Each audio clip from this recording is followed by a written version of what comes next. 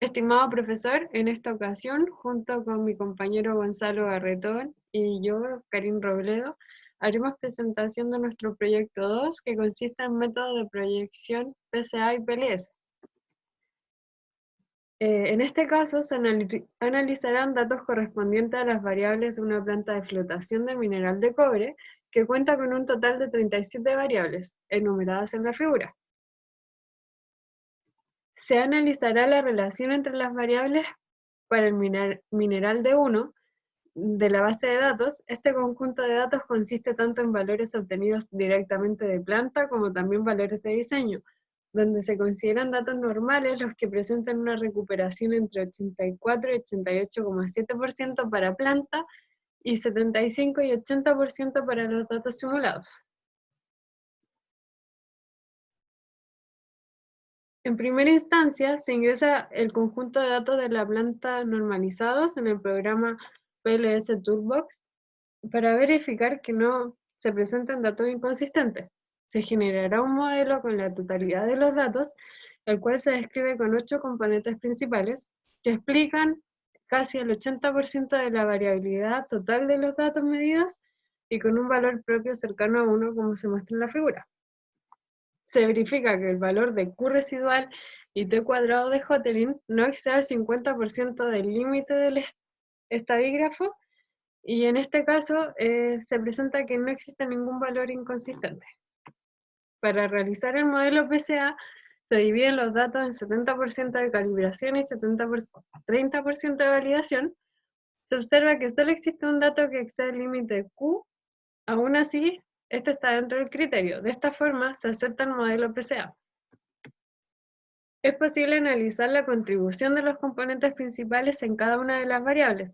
En el gráfico se observa que la componente principal 1 no explica de forma significativa las primeras 14 variables. Esto quiere decir que la dirección del vector propio asociada a la primera componente no se ubica en la dirección donde se presenta la mayor variación de esta variable. No así para los niveles de altura de espuma en las celdas, los cuales sí son representados por la primera componente principal. Viendo el plano formado por las dos primeras componentes principales, se puede ver claramente que las variables que son mejor explicadas por la primera componente, es decir, la altura de espuma, no presentan correlación con las variables mejor explicadas por la segunda componente, que son las leyes de cobre de alimentación y en la línea. Esto puede ver gráficamente por la condición de que las componentes principales deben ser ortogonales entre sí. También el análisis deja manifiesto que el porcentaje de sólido de concentrado mantiene una correlación negativa con la recuperación, la granulometría y las leyes de cobre de las distintas corrientes del proceso.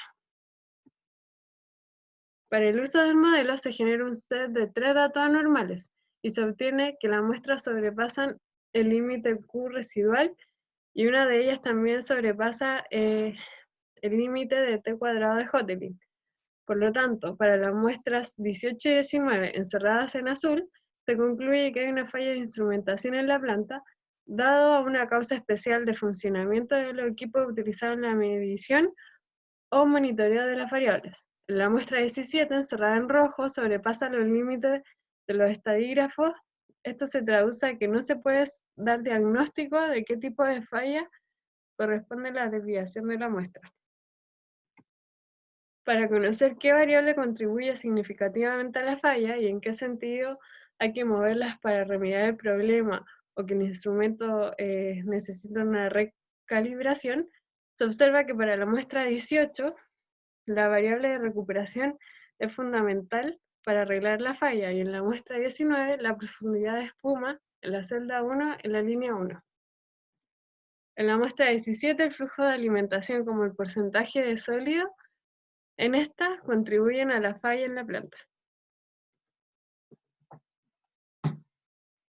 En segunda instancia se genera un modelo PCA para describir el conjunto de datos de diseño del problema, separando el 70% de ellos para calibración del modelo y el 30% restante para la validación del mismo.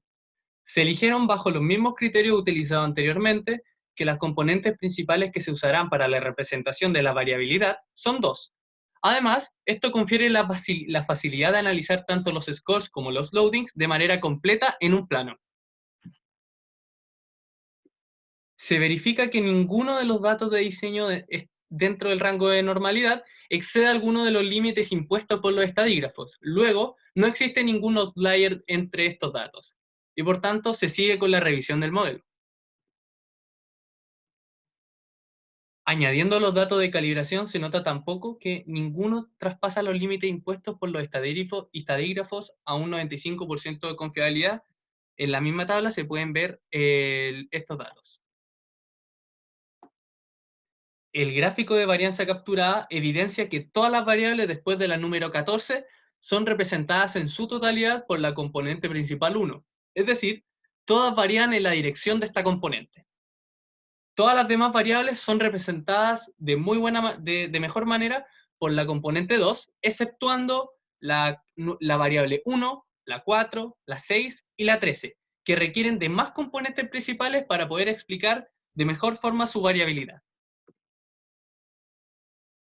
Otro gráfico interesante de analizar es el de loadings en el plano formado por las dos componentes principales, en el cual podemos observar que las variables representadas por la componente 1 no poseen una correlación cercana con las variables representadas por la componente 2, como ocurrió anteriormente. Además, se observa que las leyes de cobre, tanto de las líneas como las del concentrado, mantienen una relación negativa con respecto al porcentaje de sólido en las líneas de proceso. Al añadir datos fuera del rango de normalidad, se encuentra que estos obtienen valores que sobrepasan los límites impuestos por el estadígrafo Q residual. Es decir, representan una falla de medición correspondiente a una descalibración de la instrumentación. No se obtienen valores que superen el límite de T cuadrado de Hotelling. Por tanto, se asume que todas estas observaciones se midieron a condiciones normales y estables de operación. Aquí podemos evidenciar cuáles son las variables que más influyen en la falla de instrumentación por su contribución en el valor a Q residual, encontrando que las tres observaciones que se añadieron son la recuperación y la ley de cobre del concentrado. Por tanto, se sugiere revisar con atención y calibrar los instrumentos que miden estas variables.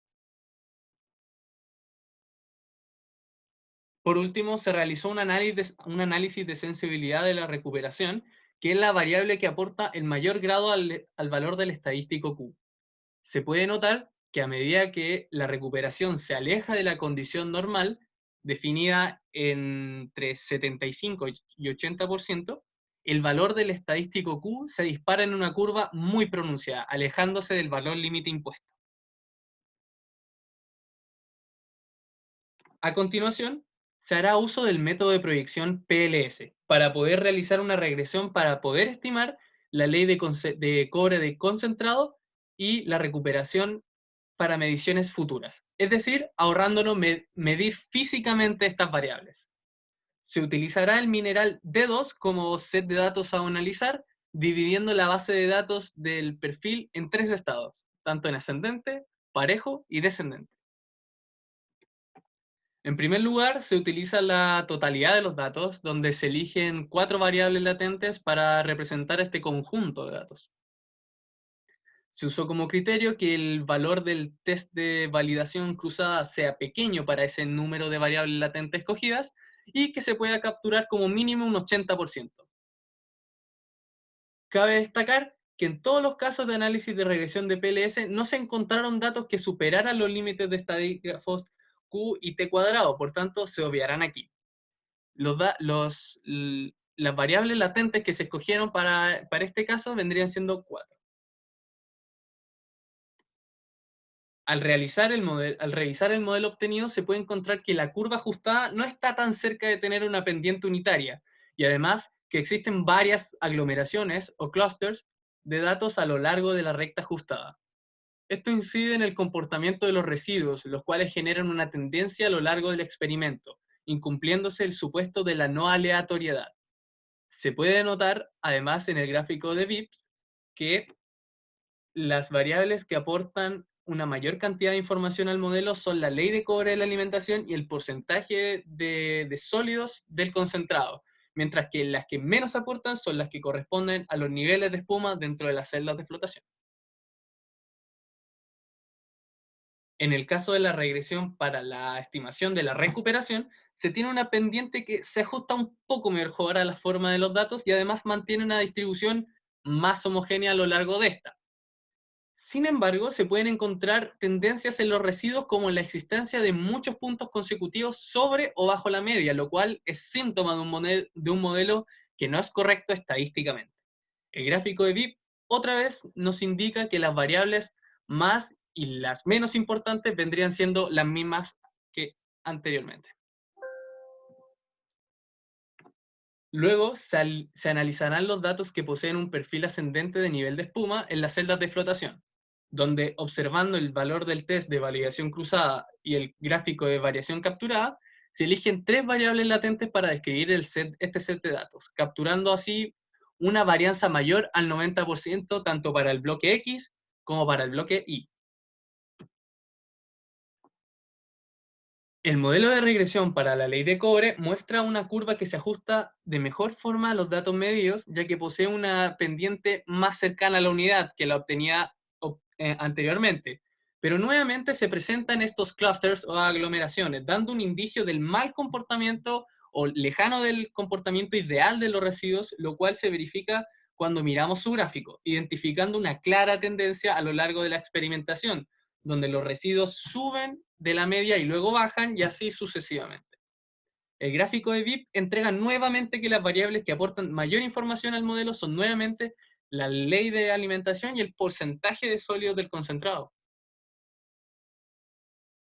Luego se analiza el modelo obtenido para la recuperación, obteniéndose una recta que se acerca a tener una pendiente igual a la unidad y donde los datos parecieran estar distribuidos homogéneamente a lo largo de la curva, pero de igual forma los residuos no presentan aleatoriedad, lo cual verifica que el modelo no es correcto estadísticamente. Una vez más, el gráfico de BIP muestra que las variables de antes son las más relevantes en la entrega de información a la regresión. En este caso, se realiza el modelo de regresión PLS para los datos de perfil de nivel parejos en las líneas de la celda de flotación. Para la construcción del modelo se seleccionan tres variables latentes, debido a que, como muestra la figura, el test de validación cruzada obtiene su valor mínimo y la varianza capturada para X y para Y supera el 90%. Para el modelo de regresión de la ley de cobre del concentrado, se observa que la curva se ajusta bien a los puntos, pero se puede verificar que se generan tres aglomeraciones de puntos. En los residuos se observa una tendencia a lo largo de las muestras, aún así se mantiene una media cercana a cero y una varianza constante. Mientras que en el gráfico de BIP deja ver la importancia nuevamente de la ley de cobre en la alimentación y el porcentaje de sólidos del concentrado en el modelo. Para el modelo de recuperación, manteniendo el perfil de nivel, a diferencia de los modelos para la recuperación anteriores, se observa que la distribución de puntos es heterogénea, ya que existen aglomeraciones en los datos.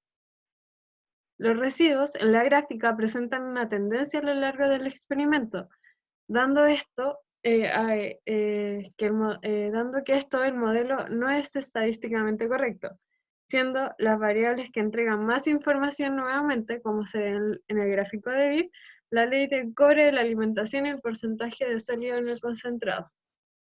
Para esto se recomienda dividir las variables para obtener resultados que permitan presentar un modelo mejor.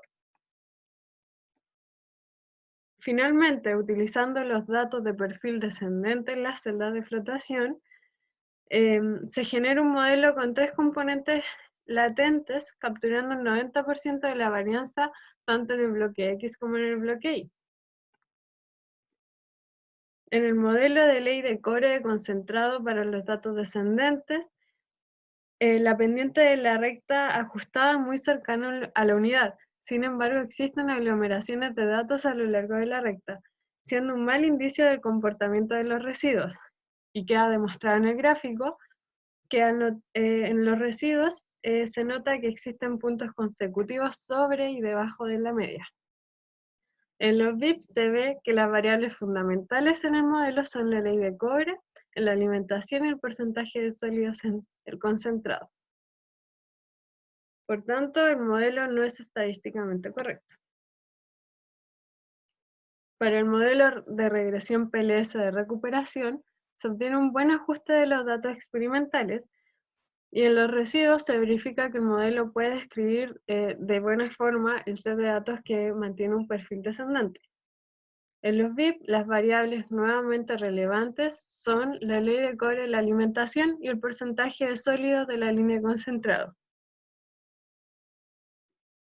En conclusión, y viendo que varios de los modelos planteados se ajustan de buena manera a los datos experimentales, pero a su vez sin ser estadísticamente correctos, al no presentar aleatoriedad en los residuos, se recomienda que en vez de hacer una partición del perfil de nivel de espuma en la celda de flotación, se realicen las variables que influyen de mayor grado, es decir, como lo demostraron los gráficos de VIP, la ley de cobre de alimentación o el porcentaje de sólido del concentrado, para poder lograr mejores resultados y estimaciones más precisas y confiables.